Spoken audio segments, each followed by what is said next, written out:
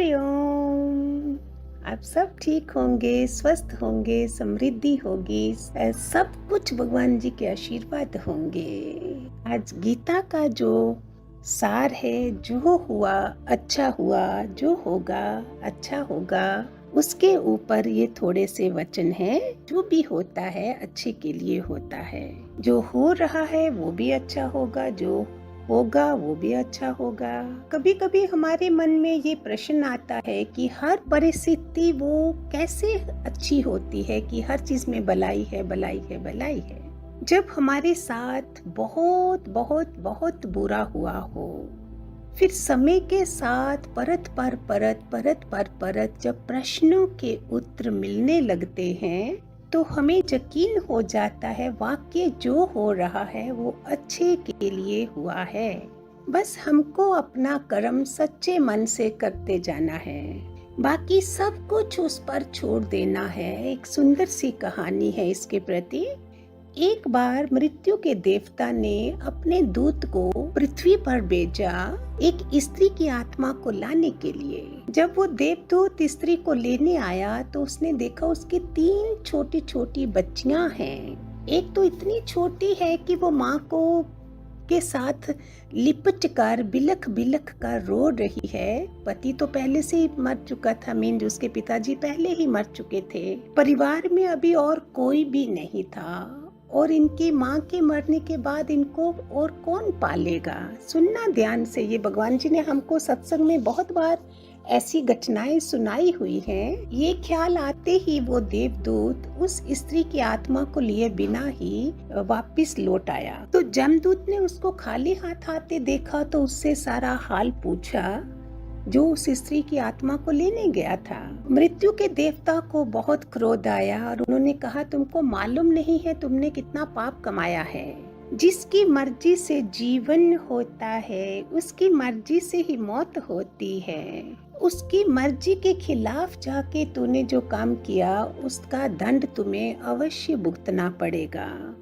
तुम्हें पृथ्वी पर जाकर मृत्यु लोक में तब तक रहना पड़ेगा जब तक तुम्हें अपनी भूल का एहसास नहीं हो जाता।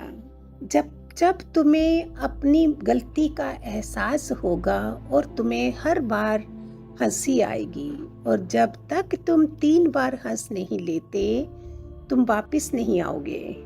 वो सोच ही रहा था कि मुझे अपनी गलतियों के एहसास पर हंसी कैसे आएगी। ये सोच ही रहा था कि उसे धरती पर फेंक दिया गया। अब उसका शरीर ऐसे ही करने लगा जैसे एक मनुष्य का शरीर होता है। इतनी सर्दी थी, हड्डियां भी कांप रही थी और वो निर्वस्त्र था। वहीं जहां वो सिकुड़ कर ठंड से सर्दी से बैठा था, वहां से एक माधो नाम का व्यक्ति गुजरा। वो आदमी अपने बच्चों के लिए और घर के लिए कुछ कपड़े कंबल खरीदने शहर जा रहा था, जबकि इस दूत ने ऐसा व्यक्ति कभी नहीं देखा था। शहर जाने वाले व्यक्ति ने इस दूत के ऊपर देखा, ये निर्वस्त्र क्यों है और इतना तेज कैसे है इसके ऊपर। उसने देवदूत से पूछा, कहो भाई कहाँ से आए हो। देवदूत ने कहा, मैं कुछ नहीं बता सकता, मुझे अभी सिर्फ दंड भुगतना है। तुम्हारा घर कहाँ है। उस व्यक्ति को उस दूत पर तरस आया और अपना कोट उसको पहना दिया। फिर उसको अपने साथ ले आया, घर ले जा रहा था और रास्ते भर में सोच रहा था कि पत्नी तो चिल्लाएगी, उसको क्या जवाब दूंगा और इसको इस हालत में भी तो नहीं छोड़ सकता। पत्नी ने जब देखा कि ये माधो ना तो किसी की वस्तु को लेके आया है और साथ में निर्वस्त्र व्यक्ति को लेके आया है, वो आग बबूला हो गई, खूब चिल्लाई माधो पर। थी तो माधो की पत्नी ही। थोड़ी देर बाद दोनों के लिए खाना भी ले आए। देवदूत खूब जोर जोर से हंसा, और जब दोनों ने कारण पूछा पति पत्नी ने, तो उसने बोला अभी कुछ नहीं बता सकता। वो पहली बार ही हंसा। देवदूत इसलिए हंसा कि ना तो माधो जानता है और ना उसकी पत्नी कि वो एक देवदूत को घर लाए हैं। उसके आते ही उनका घर खुशियों से भर जाएगा। पत्नी को तो खाली उसको बच्चों के वस्त्र ही दिख रहे थे। इंसान दूर तक देख ही कहाँ सकता है। जल्दी ही देवदूत उनके घर का एक सदस्य बन गया। देवदूत ने वो चरमकारी था, उससे सारे जूते का काम उसने सीख लिया और दूर दूर तक उसकी पॉपुलैरिटी फैल गई। माधव धनवान होने लगा और एक दिन राजा का मंत्री चमड़ा लेकर आया।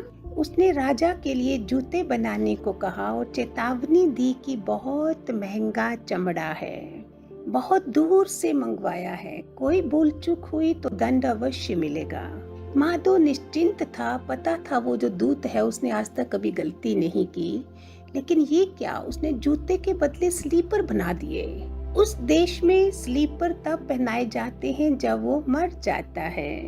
माधव ने अपना सिर पीट लिया, अब कुछ नहीं हो सकता था, अब तो उसे दंड भुगतना ही पड़ेगा।